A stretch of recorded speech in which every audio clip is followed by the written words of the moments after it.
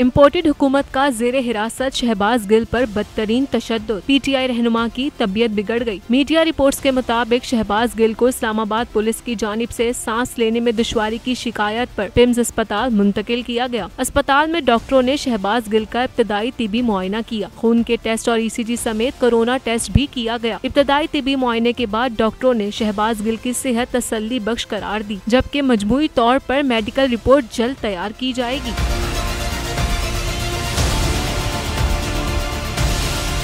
जराये के मुताबिक इस्लामाबाद पुलिस ने शहबाज गिल को खैरियत से जेल हुक्काम के हवाले कर दिया। शहबाज गिल के मुआयने के लिए मेडिकल बोर्ड तश्कील दे दिया गया। बोर्ड में 5 प्रोफेसर और डॉक्टर शामिल हैं। दूसरी जानिब वजीर दाखिला पंजाब हाशिम डोगर ने कहा है कि शहबाज गिल की जिंदगी को खतरा है। इस्लामाबाद पुलिस की हिरासत में गिल को तशद्दुद का निशाना बनाया गया।